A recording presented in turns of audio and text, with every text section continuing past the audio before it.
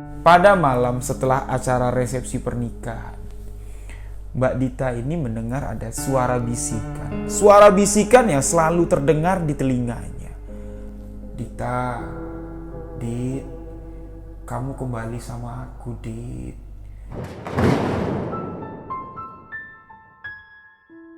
Namun keesokan harinya, di malam kedua setelah Mbak Dita menikah dengan Mas Jaka, Mbak Dita mengalami kejadian yang sangat mengerikan.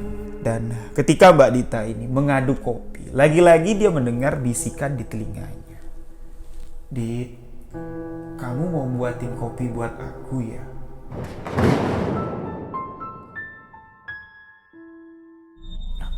Dia menoleh ke belakang. Loh, barusan siapa yang ngomong? Tiba-tiba Mbak Dita ini kaget. Dia bilang pada saat itu rasanya jantungnya itu mau copot. Karena ketika dia sedang melihat ke langit-langit atas kamarnya, tiba-tiba itu ya seperti ada pocong jatuh. Pas sekali berhenti di hadapannya. Dus! Bismillahirrahmanirrahim. Assalamualaikum warahmatullahi wabarakatuh. Halo sahabat sebuah kisah misteri. Kembali lagi bersama saya Rio Wijaya. Terima kasih kepada sahabat-sahabat yang telah mendengarkan kisah misteri yang saya ceritakan. Terima kasih juga kepada sahabat-sahabat yang selalu memberikan dukungan, memberikan support agar channel ini dapat berkembang. Untuk sahabat yang baru bergabung, sahabat boleh mengklik tombol subscribe dan jangan lupa aktifkan notifikasi loncengnya agar tidak ketinggalan video-video sebuah kisah misteri selanjutnya.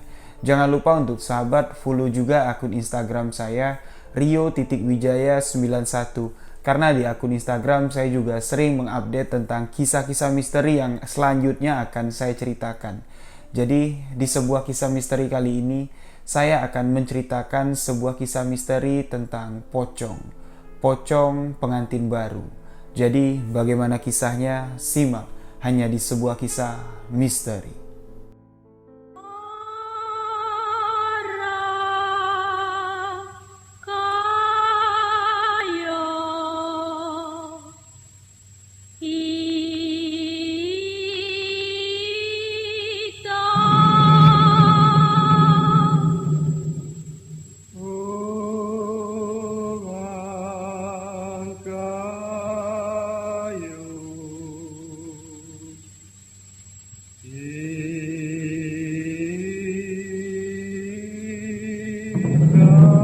Kisah ini merupakan sebuah kisah kiriman dari salah seorang sahabat yang berada di Banjarnegara. Beliau meminta saya untuk menceritakan pengalaman misteri yang beliau alami. Di sini kita sebut saja dengan nama Mbak Dita. Mbak Dita mengalami kejadian misteri beberapa tahun yang lalu. Beliau tidak ingin disebutkan tahunnya, tahun kejadian ini terjadi. Singkat cerita, di sini Mbak Dita menceritakan beliau berpacaran dengan seorang laki-laki. Kita sebut saja dengan nama Dito. Jadi Dita dan Dito ini sepasang kekasih. Mereka berpacaran semenjak SMA. 4 tahun setelah mereka lulus dari SMA, hubungan pacaran antara Dita dan Dito ini dilangsungkan ke jenjang yang lebih serius. Dita dan Dito menikah. Namun di sini sebuah peristiwa dialami oleh Dito. Dito meninggal dunia ketika beliau baru menikah 2 bulan. Pada saat itu, Mbak Dita menceritakan, suaminya ini pergi ke salah satu daerah yang ada masih di daerah Jawa Timur. Di perjalanan, suaminya ini mengalami kecelakaan dan meninggal di tempat. Nah, setelah Dito dikebumikan, dimakamkan, tidak ada hal yang aneh. Tidak ada sesuatu yang keanehan lah yang dialami oleh Dita dan keluarganya. Semenjak kepergian Dito, Dita ini menjadi seorang janda muda. Banyak sekali pria-pria yang ingin mendekati Dita. Namun di sini dia sama sekali belum bisa membuka hati untuk pria lain karena masa pacaran antara Dita dan Dito ini mereka lalui cukup lama sekali dan banyak sekali kenang-kenangan manis yang tersimpan kenangan manis yang selalu diingat oleh Dita. Jadi pada suatu hari keluarga Dita, tepatnya ayahnya Dita. Dia was-was lah dengan posisi anaknya sekarang, dengan status anaknya sebagai janda muda. Di sini banyak sekali laki-laki yang ada di kampung itu, semuanya pada melirik Dita, dan ayah dari Dita ini takut kalau anaknya ini digoda sama laki-laki dan terjadi fitnah di kampung tersebut. Karena sudah banyak lah simpang siur terdengar kalau Dita ini sesekali juga meladeni laki-laki yang menggodanya. Padahal itu cuman gosip. Dita mengatakan kepada ayahnya, "Pak, aku ini masih waras. Suamiku baru meninggal 4 bulan yang lalu. Kuburannya aja masih basah, Pak. Gak mungkin lah aku bermain hati dengan laki-laki lain. Itu cuman gosip." Tapi di sini ayahnya Dita gak mau ya, karena beliau menjaga harkat dan martabat anaknya. Dia tahu anaknya benar. Apa yang dikatakan Dita ini benar, tapi omongan dari tetangga tuh biasa lah ya. Gosip tetangga tuh ya memang pedas sekali. Jadi bapaknya Dita mengatakan, "Yo wis, Nduk, kalau kamu memang masih belum bisa menerima kematian dari suami kamu, bapak juga berat lah mengatakan ini kepada kamu. Bapak dan ibu sudah merencanakan untuk menjodohkan kamu. Tapi kalau kamu gak mau sekarang, bapak kasih waktu kamu berpikir selama 2 bulan. Tapi bapak harap 2 bulan setelah hari ini kamu bisa memberi jawaban. Karena bapak udah gak sanggup lagi sama ibu mendengar apa yang dikatakan tetangga kalau kamu ini main hati dengan laki-laki yang ada di sini." Nah, di sini Dita cuma bisa diam. Dia mengatakan kepada saya, pada saat itu posisi yang paling berat ya, pilihan terberat lah yang diberikan oleh ayahnya. Pertama ya, suaminya Dito baru meninggal. Baru 4 bulan meninggal. Orang tuanya sudah menjodohkan Dita. Dan waktu yang diberikan oleh ayahnya Dita untuk berpikir itu cuma 2 bulan. Waktu yang sangat singkat sekali. Nah, di sini ya, Dita sempat galau lah. Sempat berpikir ingin lari dari rumah. Karena nggak mau menerima perjodohan ini. Tapi Dita juga berpikir kalau dia lari dari rumah, sama saja dia lari dari kenyataan. Dia mulai agak berpikir sedikit realistis lah, ya nggak mungkin lah Mas Dito akan hidup kembali. Mas Dito akan menafkahi aku lah, itu nggak mungkin. Suatu saat nanti pasti aku akan membuka hatiku, akan menikah lagi, itu pasti. Daripada nanti gosip tetangga ini makin pedes. Dan kalau aku menolak perjodohan ini, bapakku dan ibuku pasti kecewa lah. Jadi Mbak Dita pun menerima perjodohan dari kedua orang tuanya. Di 7 bulan setelah Mas Dito meninggal, setelah suaminya meninggal, Mbak Dita ini melangsungkan pernikahannya yang kedua. Tapi resepsi pernikahan yang kedua ini dilangsungkan sangat sederhana sekali. Cuman diadakan di rumah. Tetangga-tetangga sekitar yang nyinyir itu diundang semua. Pihak keluarga laki-laki dan pihak keluarga perempuan itu ya kumpul lah untuk menyaksikan resepsi pernikahan dari Mbak Dita. Suami baru Mbak Dita atau suami kedua Mbak Dita ini kita sebut saja dengan nama Mas Jaka. Mas Jaka menerima semua keadaan Dita apa adanya. Dia tahu kalau istrinya ini adalah statusnya janda ya, tapi janda ditinggal meninggal, baru 2 bulan meninggal. Dita ini ditinggal oleh almarhum suaminya. Nah, setelah resepsi pernikahan inilah, kejadian-kejadian misteri dialami oleh keluarga Mbak Dita. Terutama dialami oleh ayah Mbak Dita, Jaka suami barunya, dan Mbak Dita sendiri.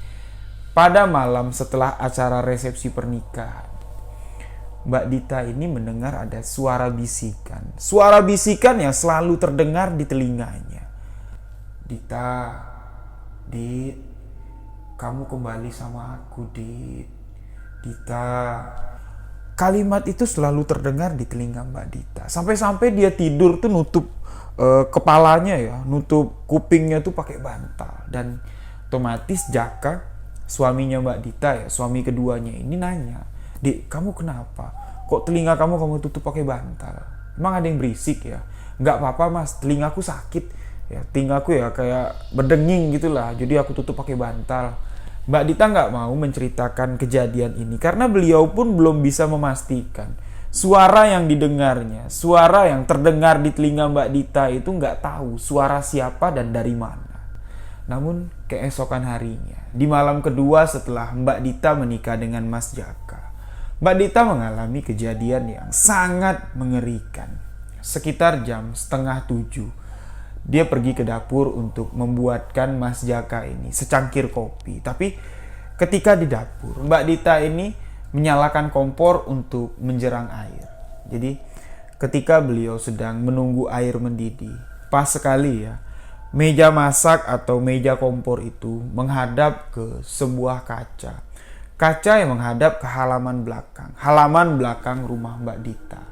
Jadi ketika dia sedang menunggu air itu mendidih, dia melihat ke arah jendela kaca itu, tapi seketika dia melihat sekelibat bayangan putih, lewat di hadapannya. Dia kaget, astagfirullahaladzim. Dan ya, air pun mendidih. Jadi dia lekaslah menuangkan air panas itu, air yang baru mendidih itu ke gelas kopi. Dan ketika Mbak Dita ini mengaduk kopi, lagi-lagi dia mendengar bisikan di telinganya. "Dit, kamu mau buatin kopi buat aku ya?" Nah, dia menoleh ke belakang. Loh, barusan siapa yang ngomong? Dia melongok ke depan, melihat ke arah ruang depan ya, arah ruang keluarga. Dia melihat suaminya Mas Jaka sedang nonton TV. Dia menoleh ke belakang lagi. Tadi kayak ada orang yang bilang, "Kamu buatin kopi untuk aku ya?" Tapi kok nggak ada. Dia pikir tadi itu suara Mas Jaka. Lalu Mbak Dita ini lekaslah. Dia mengaduk kopinya dan segera membawa secangkir kopi itu ke ruang tengah. Diberikan kepada Mas Jaka. Dia langsung masuk ke kamar. Mas Jaka bilang, "Dek, kamu kenapa buru-buru? Ayo sini, duduk sama aku, kita nonton TV sama-sama." "Enggak mas, tiba-tiba aku gak enak badan." Dan Mbak Dita pun langsung masuk ke kamar.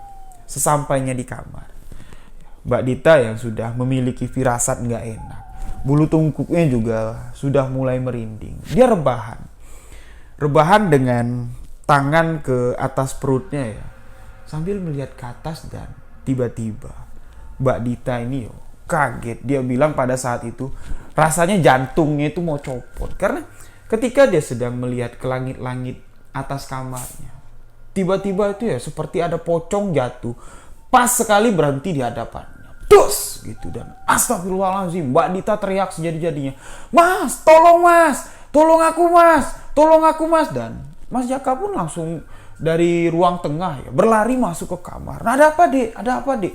Mbak Dita ini udah nggak bisa ngapa-ngapain lagi. Dia cuma bisa melihat ke atas sambil teriak, "Tolong mas, tolong mas." Seperti badannya ini kaku. Mas Jaka langsung ngucap astagfirullahaladzim, menutup mata Mbak Dita, dan seketika sosok pocong itu menghilang dari hadapannya. Nah, jadi dengan kejadian ini Mbak Dita pun menceritakan semua yang dialaminya ketika malam pertama beliau menikah dengan Mas Jaka. Dia sudah mulai merasa ada sesuatu yang aneh. Bisikan-bisikan aneh itu sudah terdengar dari telinganya, tapi itu nggak tahu siapa. Nggak tahu suara siapa, nggak tahu bisikan apa. Setelah kejadian ini, Mas Jaka pun langsung nanya, "Dek, sebenarnya kamu kenapa? Kok dari malam kemarin, dari malam pertama kita nikah, kamu nutup telinga kamu dengan bantal. Terus tadi ketika kamu ngasih kopi ke aku, wajah kamu tuh kayak panik. Kamu bilang gak enak badan, dan tadi kamu teriak kenapa?" Mbak Dita pun langsung cerita, "Yo mas, aku tadi ditibanin pocong. Wajah pocong yang sangat mengerikan sekali. Dan ketika aku di dapur, aku melihat ada sekelibat bayangan putih dan suara yang berbisik di telingaku. Ketika aku lihat ke belakang, aku kira itu kamu. Tapi kamu sedang asik nonton di ruang tengah." Nah, mulai dari situlah aku merasa gak enak sekali. Aku masuk ke kamar, aku rebahan di kamar. Baru sebentar aku rebahan di kamar, tiba-tiba dari atas balkon, dari atas dek kamar kita mas, ada sosok pocong jatuh menimpa badanku. Nah, malam itu Mbak Dita dan Mas Jaka pun keluar dari rumah mereka. Mereka kembali ke rumah bapaknya Mbak Dita. Ya kaget lah ya. Kedua orang tua Mbak Dita nih kaget. Kok pengantin baru pulang ke rumah mak bapaknya? Ada apa? Kedua orang tua Mbak Dita, apalagi bapaknya ya, yang menjodohkan mereka, menjodohkan Mbak Dita dengan Mas Jaka ini, takutnya orang ini berantem, gak cocok ya, karena Mbak Dita ini merasa terpaksa menikah, mungkin berantem. Ditanya, "Duk, kamu kenapa? kamu berantem sama suamimu? Enggak Pak, Bapak tanya aja lah sama Mas Jaka. Lalu Mbak Dita masuk ke kamar sama ibunya. Ibunya juga panik ya, bertanya-tanya dalam hati ini, ada apa nih anakku? Malam kedua pengantin kok balik ke rumah. Nah, jadi ditanya lah, Mas Jaka ini ditanya sama bapaknya, ada apa tuh nak? Kok kamu balik ke sini? Padahal kalian kan masih nganten baru. Di sini Mas Jaka menceritakan semua apa yang dialami oleh Mbak Dita. Awalnya bapak Mbak Dita ini nggak percaya. Ya nggak mungkin lah. Mungkin si Dita kecapean kali. Ya udahlah, kalian istirahat di sini. Besok kalau sudah tenangan, kalian pulang lagi ke rumah kontrakan kalian. Nah, malam itu Mas Jaka ini di dalam hatinya sempat ingin mengatakan sesuatu kepada bapak mertuanya. Dia ingin mengatakan seperti ini, Pak, mungkin nggak kalau apa yang dialami oleh Dita ini gangguan dari almarhum Mas Dito atau almarhum suami pertama dari Mbak Dita. Tapi ketika Mas Jaka baru ingin mengucapkan kalimat itu, matanya itu ya tertuju ke satu sosok. Jadi mereka duduk di ruang depan rumah, ruang tamu lah. Bapaknya Mbak Dita ini duduk di sofa yang tunggal. Mas Jaka tuh duduk di sofa panjang. Di depan Mas Jaka, di depan sofa panjang itu berhadapan dengan bapaknya Mbak Dita, dan itu mengarah pas sekali ke ruang tengah. Itu ada lorong yang menuju ke dapur. Jadi ketika mereka ngobrol, ketika Mas Jaka ingin mengatakan, mungkin nggak Pak, ini ada hubungannya dengan almarhum Mas Dito, almarhum dari suami pertama Mbak Dita. Ya, dia ingin mengatakan itu tapi mulutnya terkunci, matanya tertuju kepada satu sosok. Pas sekali berdiri di belakang bapaknya Mbak Dita. Itu adalah sosok pocong. Sosok pocong dengan wajah yang sangat mengerikan. Sorot mata dari pocong itu terlihat seperti marah dan menyimpan dendam. Dan Mas Jaka pun dia pingin ngomong tapi nggak bisa ngomong apa-apa. Dia cuma bisa mulutnya terkunci, dan bapaknya Mbak Dita ini ngomong, "Nak, hei, kamu ngapain kok bengong?" Baru dia sadar, astagfirullahaladzim. Dia langsung berdiri bilang sama bapaknya Mbak Dita, "Pak, sini Pak, sini. Kita ngomong di luar." Karena ketika Mas Jaka memanggil bapaknya Mbak Dita, "Sini Pak," sosok pocong itu masih ada di belakang bapaknya Mbak Dita yang sedang duduk di atas sofa. "Sini Pak, kita ngomong di luar." Jadi bapaknya Mbak Dita ini bingung lah ya, kok tiba-tiba ngajak duduk di luar.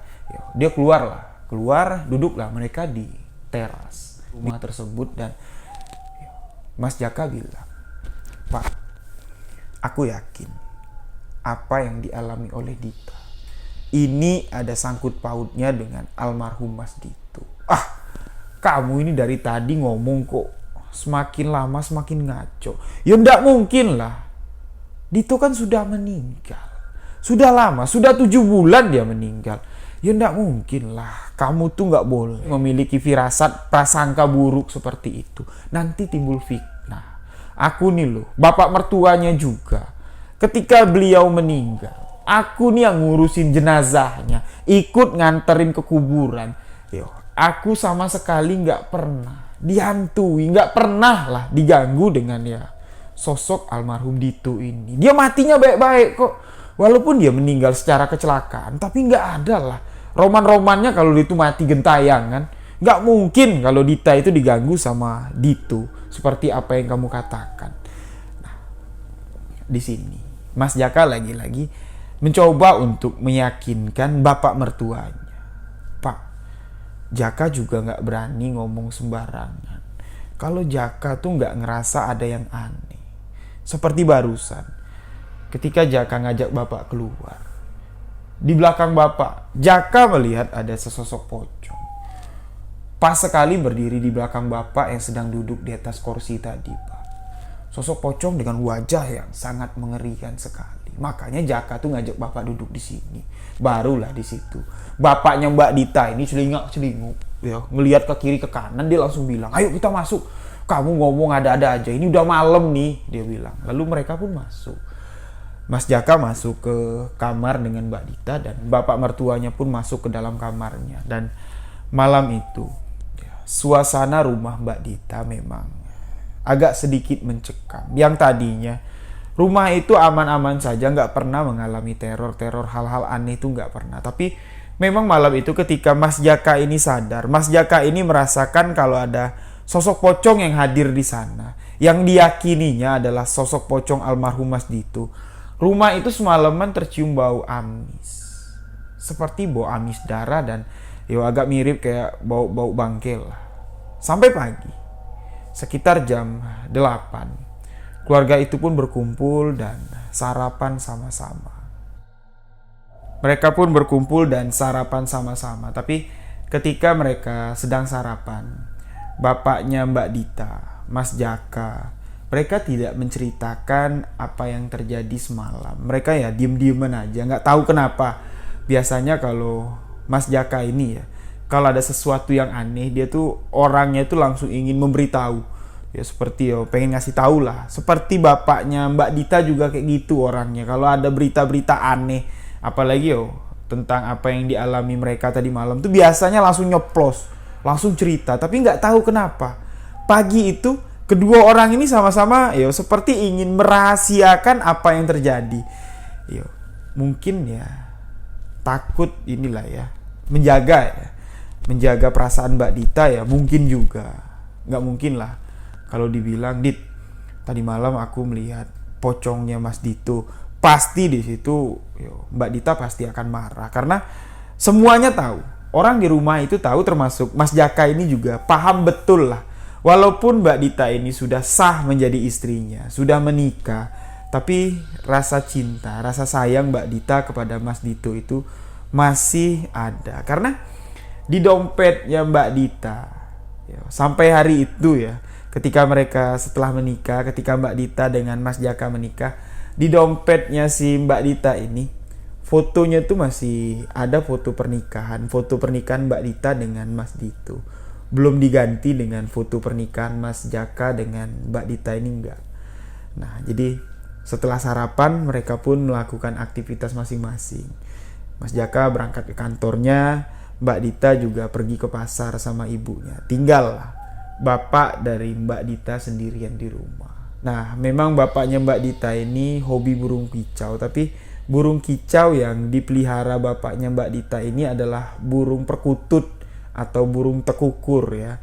Jadi di rumah itu ada beberapa lah, ada 4 Mbak Dita bilang burung tekukur yang ditaruh di sangkar. Jadi kalau pagi itu bapaknya tuh mandiin burung tekukurnya, ngasih makan, bersihin kandang sampai siang. Kalau siang digantung, dijemur, nanti udah selesai dijemur dimasukin lagi. Sore nanti dimainin lagi. Ya memang karena bapaknya Mbak Dita ini sudah nggak kerja lagi, sudah pensiun. Tapi walaupun pensiunan, Mbak Dita bilang perekonomian keluarganya pada saat itu memang cukup baik lah. Alhamdulillah dia bilang, karena di belakang tempat tinggal Mbak Dita ini atau di belakang rumah bapaknya itu banyak sekali kos-kosan atau rumah bedeng. Jadi penghasilan keluarga mereka tuh memang dari kos-kosan atau rumah bedeng. Jadi ketika bapaknya Mbak Dita ini memandikan salah satu burung tekukur kesayangannya, burung perkutut kesayangannya, ya, bapak Mbak Dita ini kaget. Di belakang itu seperti ada orang ngomong, seperti ada orang berdiri lah. Dia merasa kalau gimana ya, kalau ada orang berdiri di belakang kita tuh pasti kita bisa ngerasakan lah ya. Dari suhu tubuhnya tuh terasa, dari suara napasnya atau napasnya tuh pasti terasa lah di tengkuk bagian belakang ini terasa. Tapi pada pagi itu, bapak Mbak Dita ini melihat ke belakang, nggak ada siapa-siapa, sama sekali nggak ada orang. Dia melanjutkan memandikan burung tekukurnya. Burung pertama selesai, dilanjutkan burung kedua. Sampailah burung keempat. Ketika burung keempat dimandikan, Mbak Dita mengatakan, burung keempat itu adalah burung almarhum Mas Dito. Burung perkutut yang dibelikan oleh Mas Dito untuk bapak Mbak Dita. Jadi ceritanya gini. Ketika mereka mau menikah ya, Mas Dito ini ingin ngasih hadiah lah kepada bapak mertuanya. Jadi ditanya lah sama Mbak Dita, "Dit, kira-kira kalau aku mau ngasih bapak hadiah apa ya? Ya mungkin kalau aku kasih barang seperti jam atau apalah ya, bapak mungkin lebih mampu lah untuk membelinya." Mbak Dita bilang, Kalau kamu mau bikin bapak senang, kamu belikan saja burung perkutut. Kamu lihatlah di rumah tuh, bapak seharian tuh hobi sekali mainin burung perkutut. Dan Mas Dito ini, almarhum ini, yo pergilah ke pasar ya, mencari burung perkutut yang kualitas terbaik lah ya, untuk hadiah calon mertua. Nah, dibelilah sama Mas Dito. Dan ya, burung perkutut yang keempat dimandikan bapaknya Mbak Dita pada pagi itu, burung perkutut yang dibelikan oleh Mas Dito. Ketika burung perkutut itu dikeluarkan dari kandang, burung perkutut itu seperti nggak mau ditangkap, seperti liar, seperti ketakutan. Dan bapaknya Mbak Dita ini mulai seperti ngomong lah sama burung itu, ayo sini le, sini le, ayo kita mandi. Dan burung itu mulai sedikit tenang. Barulah burung itu pelan-pelan ditangkap sama bapaknya Mbak Dita. Dan ketika tangan bapaknya Mbak Dita ini mau keluar dari kandang burung tekukur itu, dari belakang ada suara ngomong, "Pak, biar saya saja yang mandikan burungnya." Otomatis ya, bapaknya Mbak Dita ini melihat ke belakang. Dan ketika di belakang, bapaknya Mbak Dita ini melihat sosok Dito, ya, sosok almarhum Mas Dito ini sedang duduk di kursi. Tapi wajah dari Mas Dito ini sama sekali tidak menyeramkan, tidak berwujud pocong. Tapi memang terlihat pucat, terlihat putih. Nah, bapaknya Mbak Dita yang tengah memegang burung perkutut ini menoleh ke belakang, dan dia jelas sekali melihat sosok yang di belakangnya ini yang ngomong, "Sini Pak, burungnya biar aku saja yang mandikan." Itu adalah Dito yang sudah 7 bulan lalu meninggal dunia. Otomatis burung yang dipegang sama bapaknya Mbak Dita ini terbang, lepas. Bapaknya Mbak Dita langsung masuk ke dalam kamar. Jadi ketika Mbak Dita sama ibunya pulang dari pasar, kaget melihat kok ini sangkar burung ada di bawah. Pintunya kebuka, burungnya nggak ada.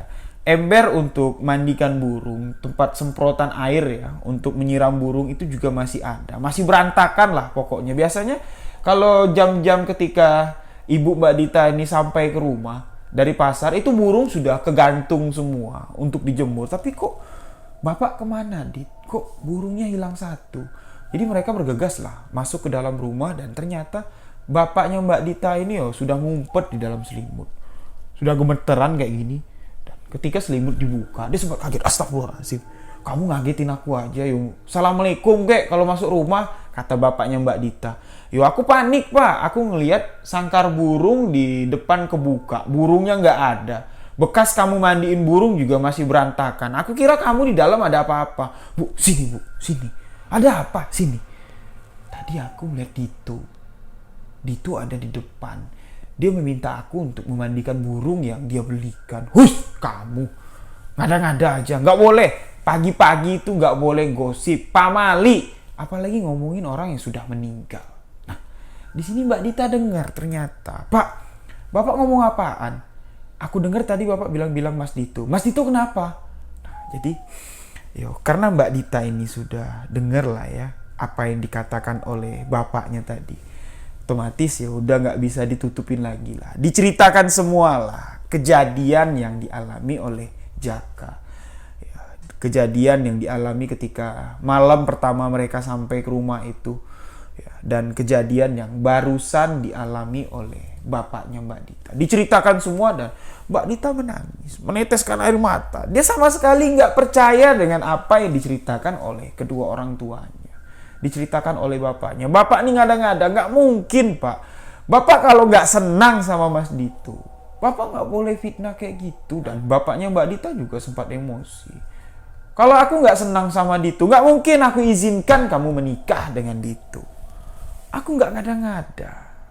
Selama ini ketika Dito meninggal, selama 7 bulan, ada nggak Bapak cerita aneh-aneh? Nggak ada, karena memang nggak ada kejadian yang aneh. Nggak tahu kenapa.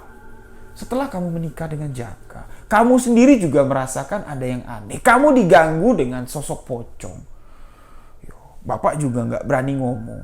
Kalau pocong yang Jaka lihat, pocong yang kamu lihat itu adalah pocong almarhum Dito.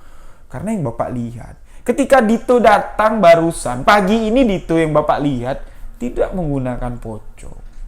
Jadi Di sini keluarga itu mulai berpikir keras. Sebenarnya kejadian apa yang keluarga mereka alami?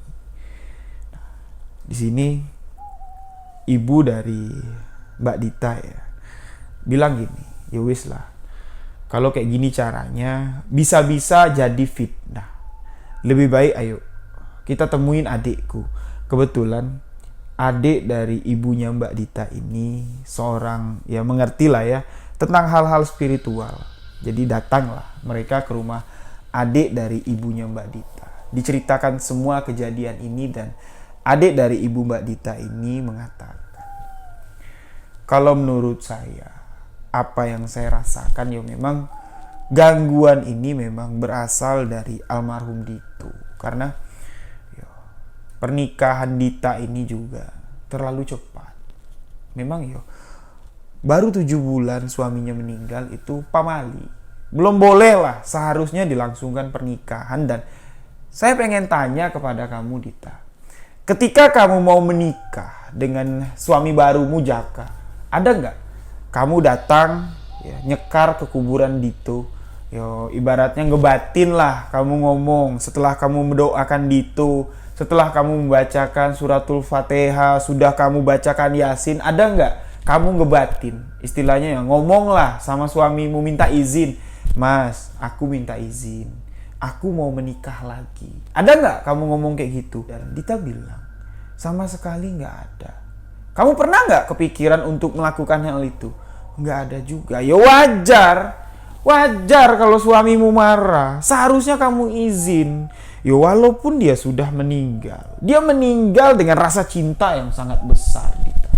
Dia menyayangi kamu. Sampai akhir hayatnya dia menyayangi kamu. Tapi kok ketika kamu ingin menikah, kamu nggak minta izin. Ya memang di dalam Al-Quran, di dalam ajaran agama kita itu tidak diwajibkan, tidak diharuskan, dan tidak diajarkan juga hal seperti itu. Tapi kalau menurut adat istiadat kita di Jawa sini, itu perlu dilakukan. Jadi bapaknya Mbak Dita ini ya, karena dia yang ngerasa bersalah, ya wis lah, besok kita bacakan Yasin di makam Dito, di makam almarhum Dito. Kita pamitan, kita minta maaf, mudah-mudahan teror ini tidak terjadi lagi. Yo, Bapak takut, Dok. Yo, Bapak nggak berani lagi tinggal di rumah sendirian kalau kayak gini. Yo, mending kalau malam. Ini pagi-pagi. Kok boleh dikatakan yo pagi-pagi masa ada hantu? Ya, itulah yang dikatakan oleh bapaknya Mbak Dita. Nah, alhamdulillah ya setelah Mbak Dita ini datang ke makam almarhum Mas Dito bersama Mas Jaka, bersama ibu, bersama bapaknya, meminta izin lah istilahnya, ngebatin setelah mereka mendoakan almarhum Mas Dito. Mereka ngebatin lah, meminta izin kepada Mas Dito kalau Mbak Dita ini menikah lagi dengan Mas Jaka. Lalu memang apa yang dialami oleh Mbak Dita ini ya memang boleh dikatakan masih dalam pengaruh suaminya yang baru meninggal. Ya, 7 bulan itu bukan waktu yang apa ya istilahnya, kalau untuk kehilangan itu barulah, boleh dikatakan belum setahun. Itu memang menurut saya pribadi dan adat istiadat kami di Jambi pun juga belum boleh untuk menikah ya, minimal lewat 1 tahun lah. Kalau kami orang Jambi bilang tanahnya aja masih merah, kok istrinya sudah sibuk minta nikah atau udah nikah sama laki-laki lain, itu pamali, memang nggak boleh. Jadi ya Allahu alam lah ya, apakah itu memang sosok pocong dari Mas Dito atau memang iblis atau setan yang mewujud untuk mengganggu keluarga Mbak Dita, itu Allahu alam. Tapi ketika Mbak Dita dan keluarganya datang nyekar, membacakan doa, membacakan surat Yasin di makam Mas Dito, teror yang dialami Mbak Dita ini sudah tidak pernah lagi terjadi, tidak pernah lagi dialaminya.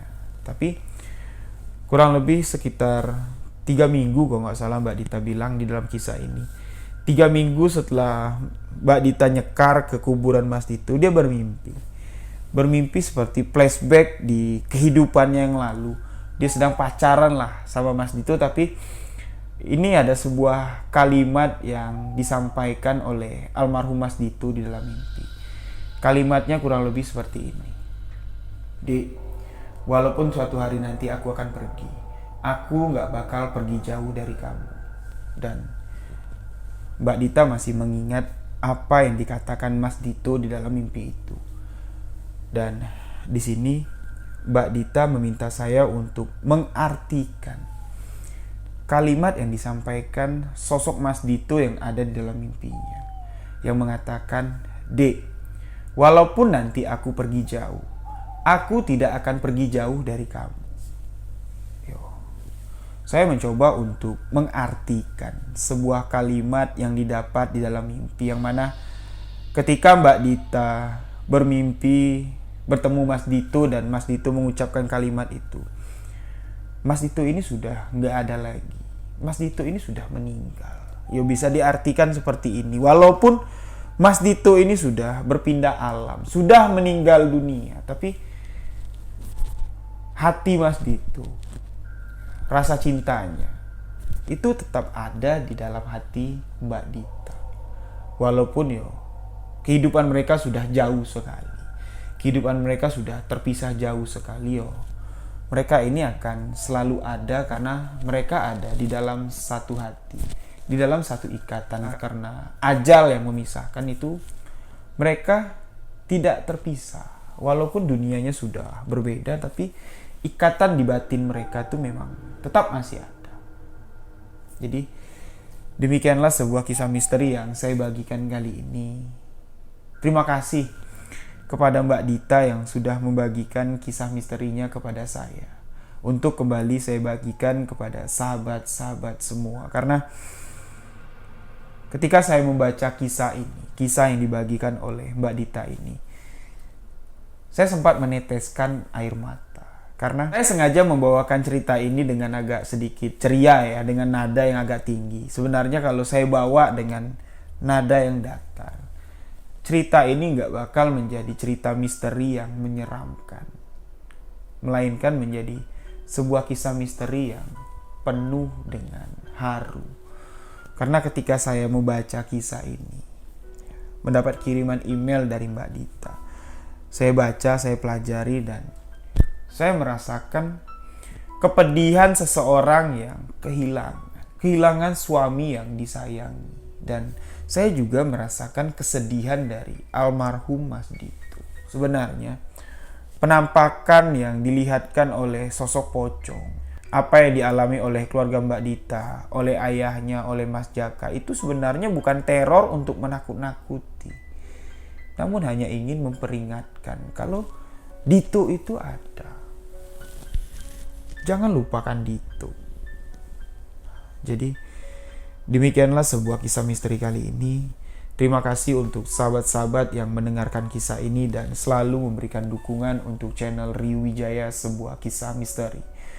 Mohon maaf jika suara saya masih terdengar sedikit serak, karena memang beberapa hari ini agak sedikit batuk. Mudah-mudahan ke depan suara saya akan bisa kembali pulih lagi agar dapat menceritakan kisah-kisah misteri untuk sahabat semua.